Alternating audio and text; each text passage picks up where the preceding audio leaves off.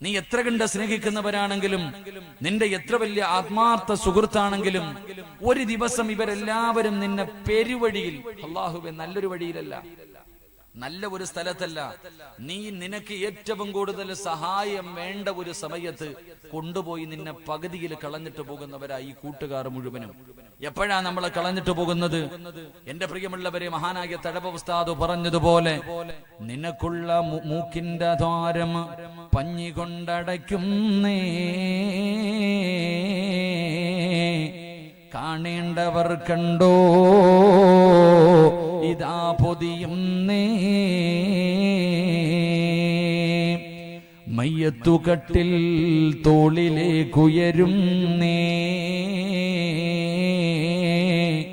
പുരയ്ക്കുള്ളിലപ്പോൾ രോദനം ഉയരുന്നേ,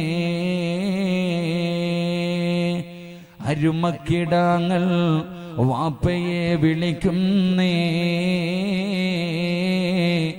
അതിനുത്തരം നൽകാതെ നീ കിടക്കുന്നേ.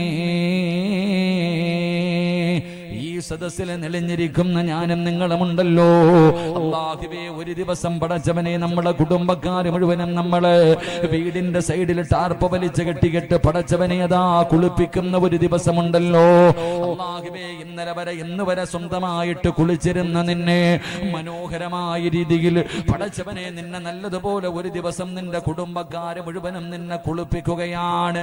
അത് കഴിഞ്ഞിട്ട് പടച്ചവനെ പിഞ്ചു കുഞ്ഞുങ്ങളെ സൂക്ഷ്മതയോടുകൂടി എടുത്തു കൊണ്ടുപോകുന്നത് പോലെ നിന്റെ ജനാസ എടുത്തുകൊണ്ട് വീടിന്റെ അകത്തേക്ക് കൊണ്ടുപോയി നിനക്ക് ഒരുക്കി വെച്ചിരിക്കുന്ന 3 കഷ്ടം തുണിയുണ്ടല്ലോ, ജീവിതത്തിൽ നീ ഒരിക്കലും ധരിക്കാത്ത ഏറ്റവും വില കുറഞ്ഞ 3 കഷ്ടം തുണി നിന്റെ വീടിന്റെ അകത്ത് വെച്ചിട്ടുണ്ട്.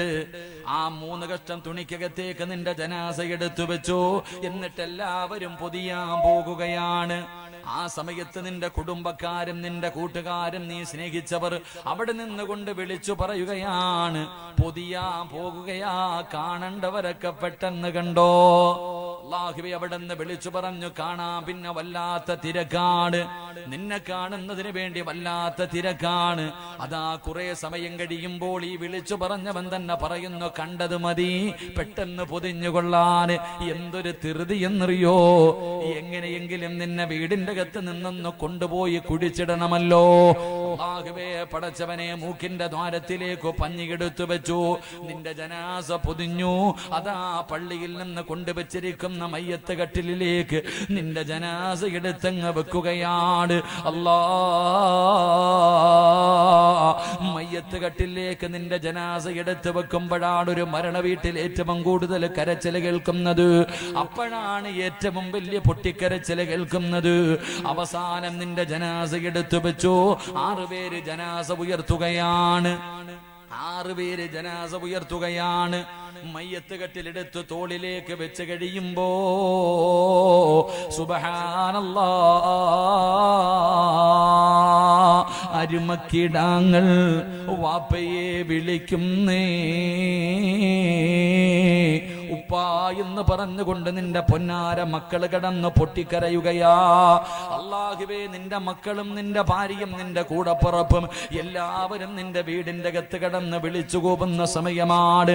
അല്ലാ, ഉമ്മ കരയുന്നുണ്ട്, വാപ്പ കരയുന്നുണ്ട്, എല്ലാവരും കരഞ്ഞുകൊണ്ട് നിന്നെ കടന്ന് വിളിക്കുമ്പോ നീ മിണ്ടാതെ കടന്നു കൊടുക്കുകയാണ്. അതാ ആ മയ്യത്ത് നിന്റെ വീട്ടിൽ നിന്ന് ഇറങ്ങുമ്പോ അവിടെ വെച്ച് തന്നെ പലരുമായിട്ടുള്ള നിന്റെ ബന്ധം കഴിഞ്ഞു. അവിടെ നിന്ന് പള്ളിയിൽ കൊണ്ടുവന്നു, നമസ്കാരം കഴിഞ്ഞു. എന്നിട്ട് പള്ളിക്കാട്ടിൽ നിനക്ക് ഒരുക്കിയിട്ടിരിക്കുന്ന ഖബറുണ്ടല്ലോ, ഒരേ ഒരു മോഡല്, എത്ര കൊല്ലം കഴിഞ്ഞാലും ഒരേ ഒരു മോഡല്. ഒരാൾക്കും ആ ഖബറിന്റെ വിഷയത്തിൽ വ്യത്യാസമില്ല. കൊണ്ടുപോയി 6 അടി മണ്ണെന്ന് പറയുന്ന കുഴിക്കകത്തേക്ക് നിന്നെ 2 പേര് ഇറങ്ങി നിന്നിട്ട് ജനാസ ഇങ്ങനെ വാങ്ങിയെടുത്ത് ഖബറിന്റെ അകത്ത് ഇറക്കി വെച്ചു. 3 കെട്ടികൾ അടിച്ചു മാറ്റി. എന്നിട്ട് ഖബറിന്റെ അകത്ത് നിൽക്കുന്ന മനുഷ്യൻ ചോദിക്കുന്നു, മകനെവിടെ? അല്ലാ, ഒരു പിടി മണ്ണ് വാരി താടാ മോനെ നിന്റെ ഉമ്മയുടെ കബളിന്റെ താഴെ വെക്കാറ്. അവിടെ നിന്ന് ഒരു പിടി മണ്ണ് വാരി കൊടുത്തു, നിന്റെ കബളിന്റെ താഴെ വെച്ചു. പിന്നെ പലകയെടുത്ത് നിരത്തുകയാണ്. അല്ലാഹുവേ, പലകയെല്ലാം പറക്കി വെച്ച് കഴിഞ്ഞാൽ അവിടെ നിന്ന് പറയുന്നു പിന്നെ മണ്ണുവാരിയിടാൻ ആഘോഷമാണ്. മണ്ണുവാരിയിടുന്നത് കണ്ടാൽ എന്തോ ഒരാഘോഷം പോലെ. എന്റെ പ്രിയമുള്ളവരെ, അതാ വികാര വിചാരമുള്ള, മോഹങ്ങളുള്ള, സ്വപ്നങ്ങളുള്ള, പ്രതീക്ഷയുള്ള നിന്നെ പോലെ ഒരു പച്ചയായ മനുഷ്യന്റെ മയ്യത്ത് കൊണ്ടുപോയി ഖബറിന്റെ അകത്ത് ഇറക്കി വെച്ചിട്ട് 3 പിടി മണ്ണ് വാരി എറിയുകയാ. മോനെ, വെറുതെ എല്ലടാതെറിയാൻ പറഞ്ഞത്. ആ എറിയുന്ന സമയത്ത് നിനക്ക് പഠിക്കാൻ, ആ മണ്ണ് വാരി ഇടുന്ന സമയത്ത് പഠിക്കാൻ അള്ളാഹുവിന്റെ പ്രവാചകന് 3 കാര്യങ്ങൾ പറഞ്ഞു തരുന്നുണ്ട്. മണ്ണിടുമ്പോൾ വെറുതെയല്ല ഇടേണ്ടത്, പറയേണ്ടത് എന്താണെന്നും അള്ളാഹുവിന്റെ റസൂല് പറഞ്ഞു തരുന്നുണ്ട്. അവസാനം മണ്ണ് വാരിയിട്ടു. പിന്നെ എല്ലാവരും മണ്ണ് വാരിയിട്ടിട്ട് ഖബറ് മനോഹരമാക്കുകയാണ്. ഖബറ് മനോഹരമാക്കി. എന്നിട്ടല്ലാ അതാ ഖബറിന്റെ മുകളിൽ 2 ചെറിയ ചെടികൾ നടണമല്ലോ. ചെടി നടേണ്ട സമയമാകുമ്പോ സ്വന്തം വാപ്പാടെ മയ്യത്ത് കൊണ്ടുപോയവന് ചെടി കൊണ്ടുപോയിട്ടില്ല. പള്ളിക്കാട്ടിൽ ആരെങ്കിലും തന്റെ വാപ്പയുടെ നെഞ്ചത്ത് നട്ടിരിക്കുന്ന ചെടിയൊടിക്കുന്നവനാ, അതുപോലും നീ സ്വന്തമായിട്ട് കൊണ്ടുപോകൂല. അനുവാദമില്ലാതെ ഏതെങ്കിലും ഒരുത്തൻ തന്റെ ഉമ്മയുടെയും വാപ്പയുടെയും ഖബറിന്റെ മുകളിൽ നട്ടിരിക്കുന്ന ചെടിയിൽ നിന്ന് ഒരു കമ്പ് അനുവാദമില്ലാതെ ഒടിച്ചിട്ട് നിന്റെ മാതാപിതാക്കളുടെ തലയിലും കാലിലും വെച്ചു. അവിടെ നിന്ന് ദുആ ചെയ്തു. എന്നിട്ട് അസ്സലാമു അലൈക്കും യാ ദാറ ഖൗമുൽ മുഅ്മിനീൻ. പള്ളിക്കാട്ടിൽ ഒരു കുഴിക്കകത്ത് ഒരു വെളിച്ചം പോലുമില്ലാത്ത 6 അടി മണ്ണെന്ന് പറയുന്ന ഒരു കുഴിക്കകത്ത് നിന്നെ ഇറക്കി കിടത്തിയിട്ട് ഇവരെല്ലാവരും പിരിഞ്ഞു പോകുമെങ്കിൽ, ഇവരെല്ലാം സലാം പറഞ്ഞിട്ട് പോകുമെങ്കിൽ, ഇവരുടെ കൂടെ കൂടിയിട്ട് നിനക്കെന്ത് കിട്ടാനാ? നിനക്കെന്ത് നേട്ടമാണുള്ളത്?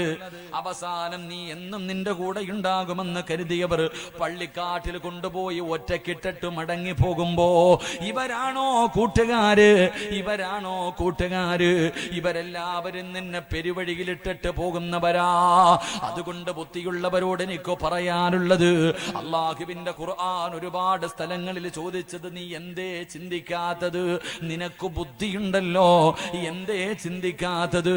അതുകൊണ്ട് എന്റെ പ്രിയപ്പെട്ടവരോട് ഞാൻ പറഞ്ഞു തരാ, പെരുവഴിയിലിട്ടിട്ട് പോകാത്ത ഒരു കൂട്ടുകാരനെ ഞാൻ നിങ്ങൾക്ക് പറഞ്ഞു തരാ. അവര് പെരുവഴിയിലിട്ടിട്ട് പോകൂല, അവര് പകുതിയിൽ കൈയൊടിഞ്ഞിട്ട് പോകൂല.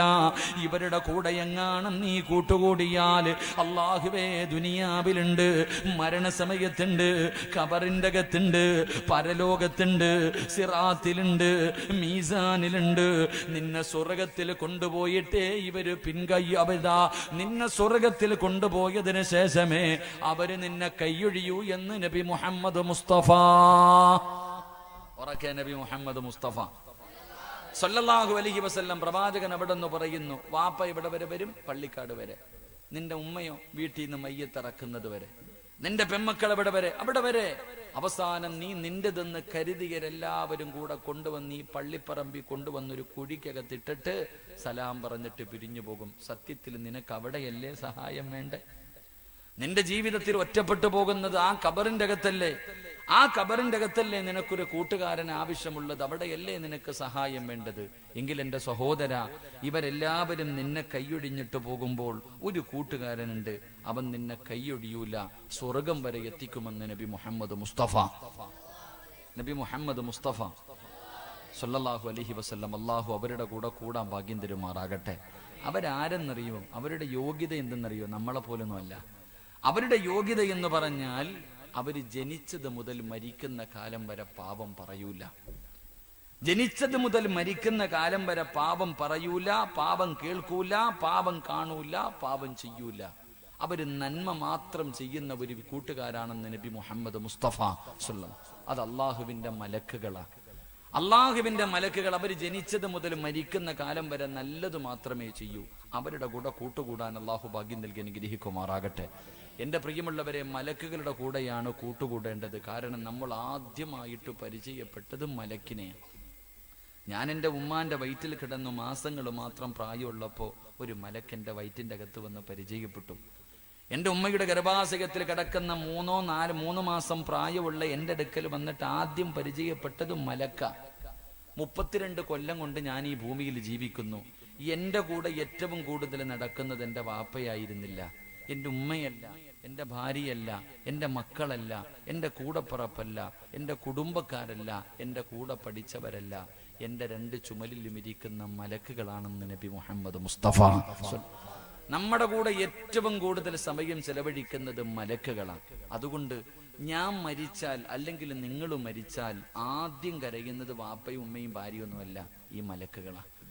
ഈ ചുമലിലിരിക്കുന്ന 2 മലക്കുകൾ ഒരു നല്ല മനുഷ്യൻ മരണപ്പെടുമ്പോൾ കരഞ്ഞുകൊണ്ട് ദുആ ചെയ്യുമത്രേ. അല്ലാഹുവേ, ഒരു നല്ല മനുഷ്യൻ മരണപ്പെട്ടു പോയല്ലോ എന്ന് കരഞ്ഞുകൊണ്ട് ദുആ ചെയ്യുമെന്ന് നബി മുഹമ്മദ് മുസ്തഫ സല്ലല്ലാഹു. അതുകൊണ്ട് സഹോദര, ഈ മലക്കുകളുടെ കൂടെ കൂടാൻ കഴിഞ്ഞാൽ അവരുടെ കയ്യിൽ പിടിച്ച് സ്വർഗത്തിൽ പോകാം. അള്ളാഹു ഭാഗ്യം നൽകി അനുഗ്രഹിക്കുമാറാകട്ടെ. അതുകൊണ്ട് മലക്കുകളെ കൂട്ടുകാരാക്കാൻ കഴിയണമെങ്കിൽ ഇങ്ങനെ ഒന്നും നടന്നാ പോരാ. മലക്കുകളെ കൂട്ടുകാരാക്കി എടുക്കാൻ കഴിയണമെങ്കിൽ നമ്മുടെ ജീവിതത്തിൽ വലിയ ഒരു അഴിച്ചുപണിയുണ്ട്. ഈ നടക്കണ പോലെ നടന്ന മലക്കല്ല, ശൈത്താൻ നിന്റെ കൂടെ കൂടും. അള്ളാഹു കാത്തിരക്ഷിക്കുമാറാകട്ടെ. അള്ളാഹു കാത്തിരക്ഷിക്കുമാറാകട്ടെ. സ്വന്തം ചിന്തിച്ചു നോക്ക്, നിന്റെ കൂടെ മലക്കാണോ അതോ ശൈത്താനാണോ? നിങ്ങളുടെ കൂടെ, നമ്മുടെ കൂടെ മലക്കാണോ നടക്കുന്നത് അതോ ശൈത്താനാണോ നടക്കുന്നത് എന്ന് സ്വന്തമായിട്ടൊന്ന് ചിന്തിച്ചാൽ മതി, മനസ്സിലാകും. കാരണം അവനവനെ കുറിച്ച് അവനവനാ ഏറ്റവും നല്ലതറിയണേ. സിറാജ് ആരാണെന്ന് സിറാജിനെ അറിയൂ, വേറെ ആർക്കും അറിയില്ല. എന്റെ യഥാർത്ഥ, ഈ കാണുന്ന ജുബ്ബ ഇതൊക്കെ നിങ്ങളൊക്കെ ഇന്ന് വാഴ കേൾക്കാൻ, എന്റെ യഥാർത്ഥ സ്വഭാവം എന്താണെന്ന് ആർക്കേ അറിയൂ? എനിക്കും അള്ളാഹിനെ മാത്രമേ അറിയത്തുള്ളൂ. അള്ളാഹു നന്നാക്കുമാറാകട്ടെ. ഒന്ന് പറ മനുഷ്യന്മാരെ, നിങ്ങൾ വിചാരിക്കുന്ന ഞാൻ നിങ്ങളെ നന്നാക്കാനാ വയത് പറയുന്നേന്ന് ഇല്ലേ? ഒരിക്കലും അങ്ങനെയൊന്നും കരുതണ്ട ഏട്ടാ തത്തന്മാരെ. നിങ്ങളാരെയും നന്നാക്കി സ്വർഗത്തിൽ കൊണ്ടുപോകാനല്ല ഞാൻ വയത് പറയുന്നത്. ഞാൻ പ്രസംഗിക്കുന്നത് എനിക്ക് നന്നാകാനാ. അള്ളാഹു എന്നെ ഒന്ന് നന്നാക്കുമാറാകട്ടെ. ഒരാമയും പറയുന്നേ. കരുണയില്ലാത്ത മനുഷ്യന്മാര്, നിങ്ങളുടെ ആരുടെയെങ്കിലും ആമയും കൊണ്ട് ഞാൻ രക്ഷപ്പെട്ടാലോ? അള്ളാഹു നന്നാക്കുമാറാകട്ടെ. ഞാൻ പറയുന്നതിൽ എന്തെങ്കിലും നല്ലതുണ്ട്, ചെയ്താൽ രക്ഷപ്പെടാമെന്ന് തോന്നുന്നുണ്ടെങ്കിൽ നിങ്ങളും കൂടിക്കോ, അത്രയേ ഉള്ളൂ. അതുകൊണ്ട് എൻ്റെ പ്രിയമുള്ള സഹോദരങ്ങളെ, പ്രവാചകൻ സല്ലല്ലാഹു അലൈഹി വസല്ലമ തങ്ങൾ പറയുന്നു, നിങ്ങളിൽ ചിലരെ മലക്കുകൾക്ക് നല്ല പരിചയമാണ്, ഇതിന്റെ പേരറിയാം. ഈ നാട്ടിലുള്ള, ചിലപ്പോൾ ഈ നാട്ടുകാർക്ക് നിന്റെ പേരറിയൂല, ചിലപ്പോൾ നിന്റെ കൂടപ്പറപ്പിന് പോലും അറിയില്ല, നിന്റെ കുടുംബത്തിലുള്ള പലർക്കും നിന്നെ അറിയണമെന്നില്ല. നാട്ടുകാർ പോകട്ടെ, നിന്റെ കുടുംബക്കാർക്ക് പോലും അറിയണമെന്നില്ല. എങ്കിലും മലക്കുകൾക്ക് നിങ്ങളിൽ ചിലരെ നല്ലതുപോലെ അറിയാം. നിന്റെ പേര്, നിന്റെ വീട്, നിന്റെ വാപ്പയുടെ പേര്, നിന്റെ ഉമ്മയുടെ പേര്, നിന്നെ കുറിച്ചുള്ള സർവ്വ ഡീറ്റെയിൽസുകളും ചില മലക്കുകൾ, അള്ളാഹുവെ, ചില ആൾക്കാരുടെ സർവ്വ കാര്യങ്ങളും മലക്കുകൾക്ക് അറിയാമെന്ന് നബി മുഹമ്മദ് മുസ്തഫ സല്ലല്ലാഹു അലൈഹി വസല്ലമ തങ്ങൾ പറഞ്ഞു തരുമ്പോൾ, എന്റെ പ്രിയമുള്ള സഹോദരങ്ങളെ, അള്ളാഹുവിന്റെ പ്രവാചകൻ സല്ലല്ലാഹു അലൈഹി വസല്ലമ തങ്ങൾ പറയുകയാണ്, ഈ സദസ്സിലിരിക്കുന്ന ചില പെണ്ണുങ്ങളെ മലക്കുകൾക്ക് നല്ല പരിചയമാണ് പെണ്ണേ. എന്റെ പ്രിയമുള്ളവരെ, അള്ളാഹുവിന്റെ പ്രവാചകൻ അവിടെന്ന് പറയുകയാണ്, മലക്കുകൾക്ക് നല്ല പരിചയമുള്ള മനുഷ്യരാരാ? ഒരിക്കൽ അള്ളാഹുവിന്റെ പ്രവാചകൻ സല്ലല്ലാഹു അലൈഹി വസല്ലമ തങ്ങൾ, അള്ളാഹുവിന്റെ പ്രവാചകനും മുഖറബുൽ അംലാഖു മലക്ക് ജിബ്രീൽ അലൈഹിസ്സലാമും അള്ളാഹുവിന്റെ പ്രവാചകനും സംസാരിച്ചു കൊണ്ടിരിക്കുകയാണ്. അള്ളാഹുവിന്റെ പ്രവാചകനും ജിബ്രീൽ അലൈഹിസ്സലാമും സംസാരിച്ചു കൊണ്ടിരിക്കുമ്പോ അള്ളാഹുവിന്റെ പ്രവാചകന്റെ മുന്നിലൂടെ ഒരു ചെറുപ്പക്കാരൻ ഇങ്ങനെ നടന്നു പോവുകയാണ്. ഒരു സാധാരണ, ഒരു പാവപ്പെട്ട ചെറുപ്പക്കാരൻ മുത്തുനബിയുടെ മുന്നിലൂടെ നടന്നു പോകുമ്പോ ജിബ്രീൽ എന്ന മലക്ക് ചോദിക്കുന്നു, നബിയേ, യാ റസൂലല്ലാഹ്, അല്ലാഹുവിന്റെ പ്രവാചകരേ, ആ പോകുന്നത് അബൂദർ അല്ലേ നബിയേ? മുത്തുനബിയുടെ മുന്നിലൂടെ നടന്നു പോകുന്ന ചെറുപ്പക്കാരനെ അവിടുന്ന് ജിബ്രീൽ എന്ന മലക്ക് ചോദിക്കുകയാണ്, ആ പോകുന്നത് അബൂദർ അല്ലേ നബിയേ? അല്ലാഹുവിന്റെ പ്രവാചകന് വല്ലാത്ത അത്ഭുതമായി. അവിടുന്ന് ചോദിക്കുന്നു, ജിബ്രീലേ, അത് അബൂദറാണെന്ന് നിനക്കെങ്ങനെ അറിയാം? ആ പോകുന്ന ചെറുപ്പക്കാരന്റെ പേര് അബൂദറാണെന്ന് നിനക്കെങ്ങനെ അറിയാം? അള്ളാഹുവിന്റെ പ്രവാചകൻ എവിടെന്ന് ചോദിക്കുമ്പോ ജിബ്രീൽ എന്ന മലക്ക് പറയുകയാ, ആരാ അബൂദർ എന്നറിയുമോ? അള്ളാഹുവേ, മസ്ജിദുൻ നബവിയുടെ വെളിയിൽ കിടക്കുന്ന പാവപ്പെട്ട സ്വഹാബിയാണ്. ധരിച്ചിരിക്കുന്ന വസ്ത്രമല്ലാതെ, ഇട്ടിരിക്കുന്ന വസ്ത്രമല്ലാതെ മറ്റൊരു വസ്ത്രമില്ലാത്ത പാവപ്പെട്ടവൻ, കഴിക്കാൻ ഒരു ദിവസത്തിൽ ഒരു നേരം പോലും തൊണ്ട നനയ്ക്കാൻ ഭക്ഷണമില്ലാത്തവൻ, ആ പാവപ്പെട്ട ചെറുപ്പക്കാരനായ സ്വഹാബിയെ നോക്കിയിട്ട് അള്ളാന്റെ റസൂല് ചോദിച്ചു, എന്റെ അബൂദറിനെ നിനക്ക് എങ്ങനെ അറിയാ ജിബ്രീലേ? യാ റസൂലല്ലാഹ്, അള്ളാന്റെ നബിയേ, അബൂദറിനെ അറിയാത്ത മലക്കുകളില്ല നബിയേ. അള്ളാഹുവിന്റെ പ്രവാചകനോട് പറയുകയാണ്, ഇന്നഹു ലഫീ മലകൂതിസ് സമാവാതിസ് സബ്ഇ അശ്ഹറു ഫിൽ അർദി. ഈ ഭൂമിയിലുള്ള ആൾക്കാർ ആ സ്വഹാബിയെ അറിയുന്നതിനേക്കാളും നല്ലതുപോലെ മലക്കുകൾക്ക് നല്ല പരിചയമുള്ള ചെറുപ്പക്കാർ ആനാണ്. മലക്കുകൾക്ക് നല്ല പരിചയമുള്ള ചെറുപ്പക്കാരനാണ് അബൂദറുൽ ഗഫാരി റളിയല്ലാഹു തആല അൻഹു. അല്ലാഹുവിന്റെ പ്രവാചകൻ ചോദിച്ചു, മലക്കുകൾക്ക് എങ്ങനെയാ പരിചയം? എങ്ങനെയാണ് മലക്കുകൾക്ക് നല്ല പരിചയമുണ്ടാവുക? അല്ലാഹുവിന്റെ റസൂലിനോട് പറയുന്നു, യാ റസൂലല്ലാഹ്, ആ ചെറുപ്പക്കാരൻ ഒരു നല്ല ഗുണമുണ്ട് നബിയേ. ആ ചെറുപ്പക്കാരൻ അബൂദറിനൊരു നല്ല സ്വഭാവമുണ്ടായിരുന്നു നബിയേ. അതുകൊണ്ട് മലക്കുകൾ ഇഷ്ടപ്പെട്ടത്. അള്ളാഹുവിന്റെ പ്രവാചകൻ എവിടെന്ന് ചോദിക്കുമ്പോ അതാ പരിത്യാഗിയായ മനുഷ്യൻ ആരാണെന്ന് മലക്കുകളോട് ചോദിച്ചാൽ അവര് പറയുമായിരുന്നു, മഹാനായ അബൂദറുൽ ഗഫാരി റളിയല്ലാഹു തആല അൻഹു. അതുകൊണ്ട് ഈ സദസ്സിലിരിക്കുന്ന എന്റെ പ്രിയപ്പെട്ട സഹോദരങ്ങളോട് സഹോദരിമാരോട്, മലക്കുകൾ നിങ്ങളുടെ കൂടെ കൂടണോ? മലക്കിന്റെ ദുആ വേണോ? മലക്കിന്റെ കയ്യിൽ പിടിച്ച് സ്വർഗ്ഗത്തിൽ പോകണോ? ഒന്നാമത്തെ കാര്യം എന്തെന്നറിയോ? ഈ ദുനിയാവിനെ നീ സ്നേഹിക്കല്ലേ എന്ന് നബി മുഹമ്മദ് മുസ്തഫ സല്ലല്ലാഹു അലൈഹി വസല്ലമ തങ്ങൾ പറയുകയാണ്. ഈ ദുനിയാവിനെ നീ സ്നേഹിക്കരുത്, ഈ ദുനിയാവിനെ നീ വെറുക്കണേ, ഈ ദുനിയാവിനെ നീ വെറുക്കണേ. അല്ലാഹുവിന്റെ ആഖിറത്തിനെ നീ ഇഷ്ടപ്പെടണേ. ഈ ദുനിയാവിനെ വെറുത്തു കഴിഞ്ഞാൽ എന്റെ പ്രിയമുള്ളവരെ, നിന്നെ മലക്കുകൾ ഇഷ്ടപ്പെടുകയാണ്. ഈ ദുനിയാവിനോടുള്ള സ്നേഹങ്ങളാ, പണത്തിനോടുള്ള ആർത്തികളാ, അധികാരത്തോടുള്ള മോഹങ്ങളാ, പടച്ചവനെ ഈ ദുനിയാവ് വെട്ടിപ്പിടിക്കാൻ കടന്ന് നെട്ടോട്ടമോടുന്നവരാണ് ഞാനും നിങ്ങളും. എല്ലാവർക്കും ദുനിയാവിനോട് വല്ലാത്ത ഇഷ്ടമാണ്. ആഖിറത്തിനെ വലിച്ചെറിയുകയാണ്. ആഖിറത്തിനെ വലിച്ചെറിഞ്ഞിട്ട് ദുനിയാവിനെ സ്നേഹിക്കുകയാ. എങ്കിൽ എന്റെ പ്രിയമുള്ള സഹോദര, ഒന്നിനും നമുക്ക് സമയമില്ല. നല്ല കാര്യം ചെയ്യാൻ പോലും സമയമില്ല. അല്ലാഹുവിന്റെ പള്ളിയുടെ മിനാരത്തിൽ നിന്ന് ഓരോ ദിവസം 5 നേരം ഹയ്യ അലൽ സ്വലാ,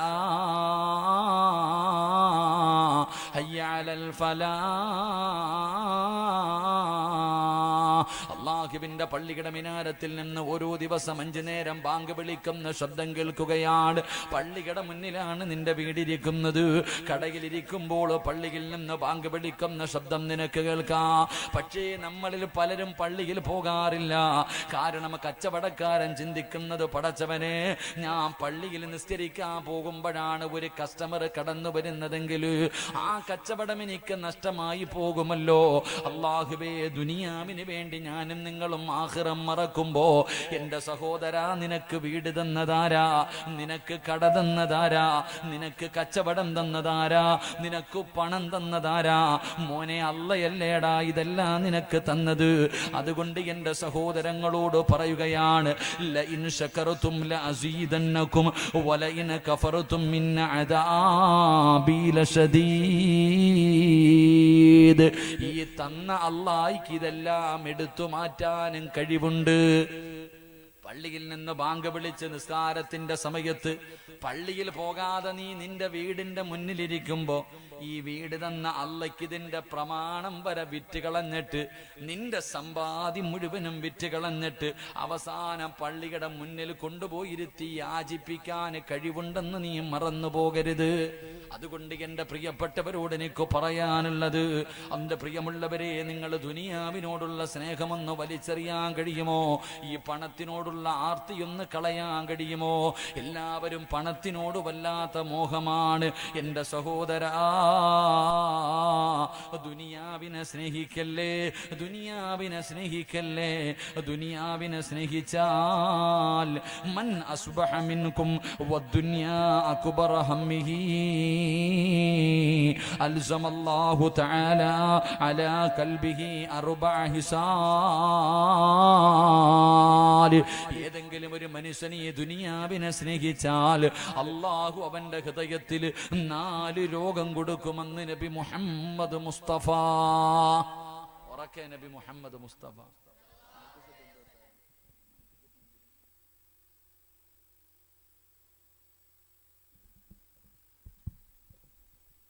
അല്ലാഹുവിന്റെ പ്രവാചകൻ സ്വല്ലല്ലാഹു അലൈഹി വസല്ലമ തങ്ങൾ പറയുകയാണ്, ആരെങ്കിലും ഈ ദുനിയാവിനെ സ്നേഹിച്ചാൽ, ഈ ദുനിയാവിനെ നിങ്ങൾ ആരെങ്കിലും സ്നേഹിച്ചാ അല്ല ഈ ദുനിയാവിൽ നിനക്ക് 4 ശിക്ഷ തരുമെന്ന് നബി മുഹമ്മദ് മുസ്തഫ. 4 ശിക്ഷ ഞാൻ പറഞ്ഞു തരാം. ഈ പറയുന്ന 4 ശിക്ഷ ഈ സദസ്സിലിരിക്കുന്ന ആരെങ്കിലും ജീവിതത്തിൽ അനുഭവിക്കുന്നുണ്ടെങ്കിൽ ഇത് ദുനിയാവിനെ സ്നേഹിച്ചതിന് അല്ല നിനക്ക് തന്ന ശിക്ഷയാണ്. മുത്തുനബി അവിടെ നിന്ന് പറയുന്ന 1ാമത്തെ ശിക്ഷ എന്തെന്നറിയുമോ? ഹമ്മല്ലാ യൻകതിഉ മിൻഹു അബദാ. ഒരിക്കലും മാറാത്ത ദുഃഖം അല്ലാഹു നിനക്ക് തരുമെന്ന് നബി മുഹമ്മദ് മുസ്തഫ. 1ാമത്തെ ശിക്ഷ, ഒരു കാലത്തും നിന്റെ ദുഃഖം മാറൂല, ഒരു കാലത്തും നിനക്ക് സമാധാനമില്ല, ഒരു കാലത്തും നിനക്ക് സന്തോഷമില്ല. അല്ലാഹുവേ, താങ്ങാൻ കഴിയാത്ത ദുഃഖമാണ്. ഒരു നല്ല വാക്ക് നിന്റെ നാവിൽ നിന്ന് വരൂല, നിന്റെ മുഖത്തൊരു സന്തോഷമില്ല. ഈ ദുനിയാവിനെ സ്നേഹിച്ചിട്ട് നീ അല്ലാഹനെ മറന്നവനാണ്. അതുകൊണ്ട് റബ്ബ് നിനക്ക് തീരാത്ത ദുഃഖം തരുമെന്ന് നബി മുഹമ്മദ് മുസ്തഫ സ്വല്ലല്ലാഹു അലൈഹി വസല്ലമ തങ്ങൾ പറയുമ്പോൾ അല്ലാഹു തരുന്ന 2ാമത്തെ ശിക്ഷ എന്താ?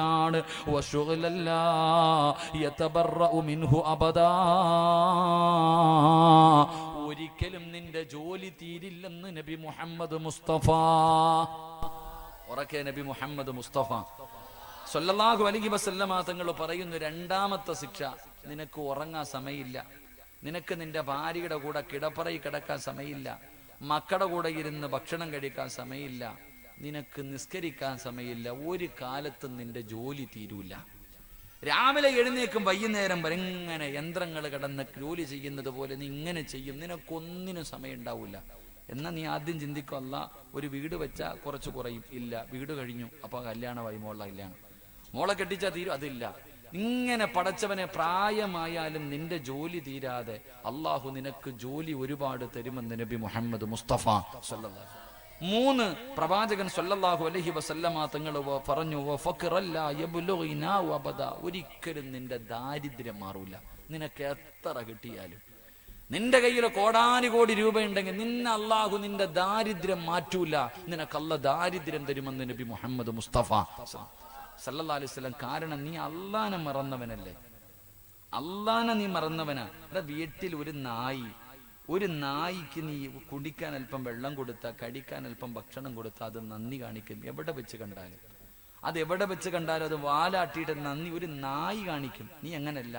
അല്ല ചെയ്തു തന്ന അനുഗ്രഹങ്ങൾ മുഴുവനും 2 കൈയും നീട്ടി സ്വീകരിച്ചിട്ട് നീ നന്ദിയില്ലാത്തവനാ. അള്ളാഹുവിനോട് നന്ദികേട് കാണിച്ചത് കൊണ്ട് അല്ല നിനക്ക് ദാരിദ്ര്യം തരുമെന്ന് നബി മുഹമ്മദ് മുസ്തഫ സ്വല്ലല്ലാഹു. 4 പ്രവാചകൻ സ്വല്ലല്ലാഹു അലൈഹി വസല്ലമ തങ്ങൾ പറഞ്ഞു, അല്ല നിനക്ക് തരുന്ന 4ാമത്തെ ശിക്ഷ, നിന്റെ ആഗ്രഹം ഒരു കാലത്തും തീരില്ല എന്ന് നബി മുഹമ്മദ് മുസ്തഫ. എത്ര കിട്ടിയാലും തികയില്ല, പിന്നെയും വാരണം, പിന്നെയും വാരിക്കൂട്ടണം. എത്ര കിട്ടിയാലും തികയില്ല. നിനക്ക് അല്ലാഹു നിന്റെ ആഗ്രഹം, പണത്തിനോടുള്ള ആർത്തി ഇങ്ങനെ കൂടിക്കൊണ്ടേയിരിക്കും. എല്ലാവർക്കും വല്ലാത്ത ആർത്തി, പണത്തിനോട് വല്ലാത്ത ആർത്തി. സഹോദര, ഈ പണം, അള്ളാഹുവിന്റെ പ്രവാചകൻ സ്വല്ലല്ലാഹു അലൈഹി വസല്ലമ തങ്ങൾ പറയുകയാ, മലക്ക് നിന്നെ ഇഷ്ടപ്പെടണമെങ്കിൽ ഈ ദുനിയാവ് വലിച്ചെറി. ബഹുമാനായ മഹാനായ ഈ സ്വഹാബി അബൂദർ ഗിഫാരി റളിയല്ലാഹു തആല അൻഹു ദുനിയാവിനെ വല്ലാത്ത വെറുപ്പായിരുന്നു. ദുനിയാവിനെ വല്ലാത്ത വെറുപ്പ്. കാരണം തന്റെ കയ്യിൽ എന്തെങ്കിലും കിട്ടിയ വൈകുന്നേരം തികയുന്നതിന് മുമ്പ് അത് പാവങ്ങൾക്ക് കൊടുക്കും. ഒന്നും തന്റെ കയ്യിൽ സൂക്ഷിവെക്കൂല, ഒന്നും തന്റെ കയ്യിൽ. നാളത്തേക്ക് ഖുർആൻ പറഞ്ഞത്, നാളത്തേക്ക് വേണ്ടി നിങ്ങൾ ഒന്നും കരുതി വെക്കരുത്. അബൂദർ ഗിഫാരി റളിയല്ലാഹു തആല അൻഹു തന്റെ കയ്യിൽ ഒന്നും സൂക്ഷിച്ചു വെക്കൂല, എല്ലാ പാവങ്ങൾക്ക് കൊടുക്കും. ആരെങ്കിലും വലിയ കൊട്ടാരം പണിതാൽ വീടിന്റെ മുന്നിൽ പോയി നിന്നിട്ട് ഖുർആനിന്റെ ഈ ആയത്ത് ഓതിയിട്ട് വഅദ് പറയും, നാളെ പടച്ച റബ്ബിന്റെ കോടതിയിൽ വരുമ്പോൾ നിന്റെ കഴുത്തിനകത്ത് അല്ലാഹു തീയായിട്ട് ഇതെല്ലാം ഇട്ടുതരുമെന്ന ഖുർആനിന്റെ ആയത്ത് ഓതി കൊടുക്കുമായിരുന്നു. എന്റെ പ്രിയമുള്ള സഹോദരങ്ങളെ, സഹോദരിമാരെ, ഇന്ന് നമ്മുടെ വീടിന്റെ അകത്ത് നടക്കുന്ന അവസ്ഥ എന്താ? 10 വയസ്സുള്ള ഒരു ചെറിയ കുട്ടിയോട് ഒരു ഉമ്മ പറയുന്ന വാക്കെന്തെന്നറിയോ? ഒരു വാപ്പ പറയുന്നത് 10 വയസ്സേ ആയുള്ളൂ, 10 വയസ്സുള്ള ഒരു മകനോട്, 6ലോ 7ലോ പഠിക്കുന്ന ഒരു കുഞ്ഞിനോട്, അല്ലെങ്കിൽ 5ാം ക്ലാസ്സിൽ പഠിക്കുന്ന ഒരു ചെറിയ മകനോട്, ഒരു മകളോട് ഉമ്മ പറഞ്ഞു കൊടുക്കുന്നത്, മോനെ നല്ലതുപോലെ പഠിക്കണം, നല്ലതുപോലെ പഠിച്ചാലേ നല്ല ജോലി കിട്ടത്തുള്ളൂ, നല്ല ജോലി കിട്ടിയാലേ ഒരുപാട് പൈസ കിട്ടത്തുള്ളൂ, ഒരുപാട് പൈസ കിട്ടിയാലേ നിനക്ക് ഈ ദുനിയാവി ജീവിക്കാൻ പറ്റത്തുള്ളൂ. ആരോടാ പറയണ? ചെറിയ കുഞ്ഞിനോട്. 25 വയസ്സുകാരനോടല്ല പറയുന്നത്, വെറും 10 വയസ്സുള്ള ഒരു കുഞ്ഞിനോട് പറഞ്ഞു കൊടുക്കുന്നത് പണത്തിനോടുള്ള ആർത്തി. അവന്റെ ഹൃദയത്തിൽ കുത്തിവെച്ചു കൊടുക്കുകയാണ് പണത്തിനോടുള്ള മോഹം. എങ്കിൽ മഹാനായ അബൂദറിൽ ഗഫാരി റളിയല്ലാഹു തആല അൻഹു ഈ സ്വഹാബിയാണെങ്കിൽ മരിക്കുന്നതിന്റെ തന്റെ സക്കറാത്തിന്റെ അവസ്ഥ കടന്നു വന്നപ്പോൾ, തന്റെ മരണസമയം കടന്നു വന്നപ്പോ അബൂദറിൽ ഗഫാരി റളിയല്ലാഹു തആല അൻഹു തന്റെ മക്കളെ അടുത്തേക്ക് വിളിക്കുകയാണ്. മരിക്കാൻ കിടക്കുന്ന പിതാവ് തന്റെ പൊന്നാര മക്കളെ അടുത്ത് വിളിച്ചിരുത്തിയിട്ട് അവിടുന്ന് ചോദിക്കുന്നു, മക്കളെ, വാപ്പാനോട് വെറുപ്പാണോ മക്കളെ? ഉപ്പാനെ വെറുക്കല്ലേ, ഉപ്പാനെ നിങ്ങൾ വെറുക്കല്ലേ, ഉപ്പയോട് നിങ്ങൾ ദേഷ്യം കാണിക്കല്ലേ. കാരണം ഉപ്പ നിങ്ങൾക്ക് വേണ്ടി ഒന്നും കരുതി വെച്ചിട്ടില്ല, വാപ്പയുടെ കയ്യിൽ നിങ്ങൾക്ക് വേണ്ടി ഒന്നുമില്ല പൊന്നുമോനെ. കിട്ടിയതല്ല ഞാൻ അള്ളാഹുവിന്റെ ദീനിന് വേണ്ടി കൊടുത്തു, പാവങ്ങൾക്ക് വേണ്ടി കൊടുത്തു. ഈ വാപ്പയുടെ ഇന്നത്തെ അവസ്ഥ എന്തെന്നറിയോ? ഞാൻ മരിച്ചാൽ എന്റെ മയ്യത്ത് പൊതിയാനുള്ള കഫൻ തുണി പോലും എന്റെ കയ്യിലില്ല, അത് വാങ്ങാനുള്ള പൈസയുമില്ല. ഒരു പിതാവ് മരണസമയത്ത് തന്റെ പൊന്നാര മക്കളോട് പറയുകയാണ്, ഒരു വാപ്പ തന്നെ മക്കളോട് പറഞ്ഞു കൊടുക്കുകയാണ്, വാപ്പ മരിച്ചുപോയാ പൊതിയാനുള്ള തുണി വാങ്ങാനുള്ള പൈസയും എന്റെ കയ്യിലില്ല, പൊതിയാനുള്ള തുണിയും എന്റെ കയ്യിലില്ല. അതുകൊണ്ട് മക്കളെ, വാപ്പ മരിച്ചാൽ വാപ്പയുടെ മയ്യത്ത് കുളിപ്പിച്ചിട്ട് എന്റെ ജനാസ എടുത്തു കൊണ്ടുപോയി വഴിയിൽ വെക്കണം. ഒരു പിതാവ് പറയുന്നു, എന്റെ ജനാസ എടുത്തിട്ട് നിങ്ങൾ വഴിയിൽ കൊണ്ടുവെക്കണം. എന്നിട്ട് ഉംറ കഴിഞ്ഞ് തിരിച്ചു വരുന്നവരോട് പറയണം, അള്ളാഹുവിന്റെ പ്രവാചകന്റെ സ്വഹാബിയാണ്, മുത്തുനബിയുടെ സ്വഹാബിയുടെ ജനാസയാണ്, ഖബറടക്കാൻ അവിടുന്ന് കഫം പൊതിയാ തുണിയില്ല. അതുകൊണ്ട് ഉംറ കഴിഞ്ഞു വരുന്ന നിങ്ങളുടെ ഇഹ്റാമിന്റെ വസ്ത്രം കൊണ്ട് ഞങ്ങളുടെ പിതാവിന്റെ ജനാസ പൊതിഞ്ഞിട്ടൊന്ന് ഖബറടക്കണേ എന്ന് പറയണമെന്നൊരു വാപ്പ തന്റെ മക്കളോട് പറഞ്ഞു കൊടുക്കുകയാ. മഹാനായ അബൂദറിൽ ഗഫാരി റളിയല്ലാഹു തആല അൻഹു അവിടുന്ന് മരണപ്പെടുകയാണ്. പടച്ചവനെ, വാപ്പ പറഞ്ഞതുപോലെ പൊന്നാര മക്കളെടുത്തു മയ്യത്ത് കുളിപ്പിച്ചു. തന്റെ ഉപ്പാനെ പൊതിയാൻ ഒരു തുണ്ട് തുണി പോലുമില്ല. സുബ്ഹാനല്ലാഹ്, മയ്യത്ത് ചുമന്നുകൊണ്ട് വഴിയിൽ കൊണ്ടുവച്ചിട്ട് കാത്തു നിൽക്കുകയാ. ആരെങ്കിലും വരുന്നുണ്ടോ തമ്പുരാനെ? ഉംറ കഴിഞ്ഞാരെങ്കിലും വരുന്നുണ്ടോ അല്ലാ? വഴിയിൽ കൊണ്ടുപോയി ജനാസ വെച്ചിട്ട് കാത്തു നിൽക്കുകയാ. അതാ ഒരു സംഘം നടന്നു വരികയാണ്. ഉംറ കഴിഞ്ഞു വരുന്ന ഒരു സംഘമാണ്. അതാ മക്കള് കരഞ്ഞുകൊണ്ട് പറയുന്നത്, മുത്തുനബിയുടെ സ്വഹാബിയാ, ഞങ്ങളുടെ വാപ്പയുടെ ജനാസ പൊതിയാൻ കഫം തുണിയില്ല, അതുകൊണ്ട് ഇഹ്റാമിന്റെ വസ്ത്രത്തിൽ ഞങ്ങളുടെ വാപ്പയുടെ ജനാസയൊന്ന് പൊതിഞ്ഞിട്ട് നിങ്ങളൊന്ന് ഖബറടക്കണേ. അതാ പൊന്നാര മക്കള് കരഞ്ഞുകൊണ്ട് യാത്രക്കാരോട് പറയുമ്പോ, അല്ലാ, മുത്തുനബിയുടെ സ്വഹാബിയാണെന്ന് പറയുമ്പോൾ ആ യാത്ര സംഘത്തിൽ ഒരു സ്വഹാബി ഉണ്ടായിരുന്നു, മഹാനായ സൽമാനുൽ ഫാരിസി റളിയല്ലാഹു തആല അൻഹു. ഈ കിടക്കുന്നത് മുത്തുനബിയുടെ സ്വഹാബിയാണെന്ന് പറയുമ്പോ മുഖത്തിട്ടിരിക്കുന്ന തുണിയങ്ങു മാറ്റുമ്പോ, സുബ്ഹാനല്ലാഹ്, ആരാ കിടക്കുന്നത്? അബൂദറിൽ ഗഫാരി. അബൂദറിൽ ഗിഫാരി റളിയല്ലാഹു തആല അൻഹു സൽമാൻ തങ്ങൾ പറഞ്ഞത് എന്തെന്നറിയോ? സദഖ റസൂലുള്ളാഹ്, മുത്തുനബി പറഞ്ഞത് സത്യമായി. അതാ യുദ്ധം നടക്കുന്ന രണാങ്കണത്തിൽ ഏറ്റവും അവസാനമാണ് അബൂദർ ഒരിക്കൽ ഓടി വരുന്നത്. പ്രവാചകൻ അവിടെന്ന് പറഞ്ഞു, അബൂദറേ, നീ മരിക്കുന്നത് ഏകനായിട്ടാണ്, നീ നാളെ പരലോകത്ത് വരുന്നതും ഏകനായിട്ടാ. അതുകൊണ്ട് ആരാരുമില്ലാത്ത മരുഭൂമിയിൽ അബൂദർ എന്ന് പറയുന്ന സ്വഹാബിയുടെ ജനാസ അവിടെന്ന് പടച്ചവനെ കഫൻ തുണിക്ക് പകരം അല്ലാഹുവേ ഇഹ്റാമിന്റെ വസ്ത്രം കൊണ്ട് അവിടത്തെ ജനാസ പൊതിയുകയാണ്. എന്നിട്ട് അവര് മയ്യത്ത് നമസ്കരിച്ചു. ആരാരുമില്ലാത്ത മരുഭൂമിയിൽ കബറടക്കി എന്ന് ചരിത്രം പറഞ്ഞു തരുമ്പോ ഇതുകൊണ്ടാണ് ആ ചെറുപ്പക്കാരനെ മലക്കുകൾ ഇഷ്ടപ്പെട്ടത്. ഇതുകൊണ്ടാണ് ആ ചെറുപ്പക്കാരനെ മലക്കുകൾക്ക് അറിയാൻ കഴിഞ്ഞത്.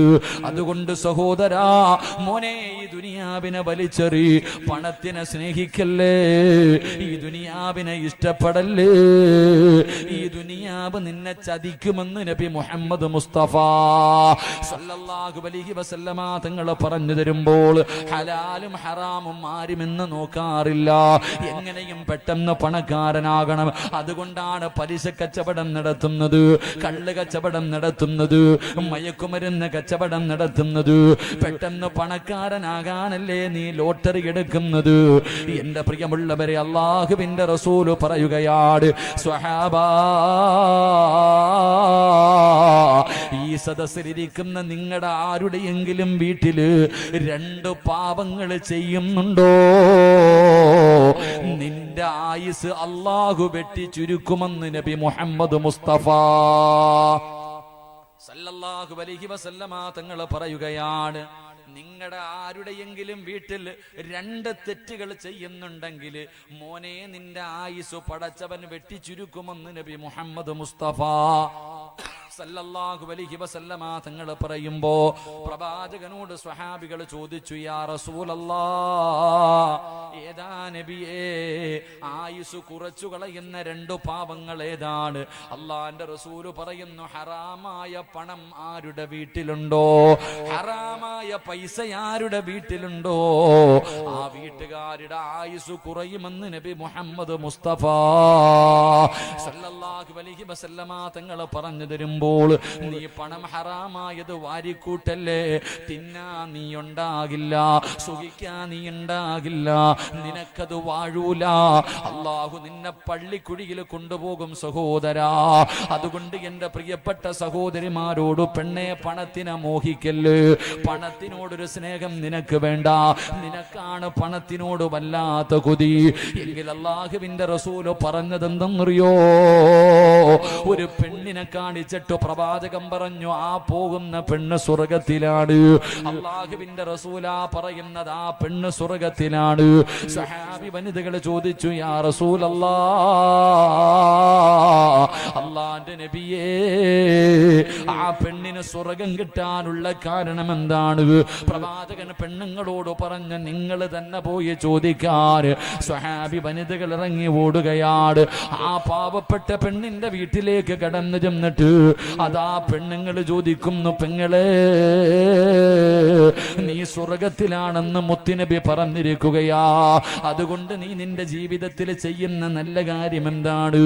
ആ പെണ്ണ് പറഞ്ഞു, ഞാൻ നമസ്കരിക്കുന്നുണ്ട്, എന്നെ കൊണ്ട് കഴിയുന്ന രീതിയിൽ സദഖ കൊടുക്കുന്നുണ്ട്, ഞാൻ ഖുർആൻ ഓതുന്നുണ്ട്. ചോദിച്ച പെണ്ണുങ്ങൾ പറഞ്ഞു, ഈ പറയുന്ന കാര്യങ്ങൾ ഞങ്ങളും ചെയ്യുന്നുണ്ട്. പ്രത്യേകമായിട്ട് നിനക്ക് എന്തെങ്കിലും ഒരു സ്വഭാവമുണ്ടോ? ആ പെണ്ണ് പറഞ്ഞ മറുപടി ഈ നാട്ടിലെ ഒരു പെണ്ണും മറക്കരുത്.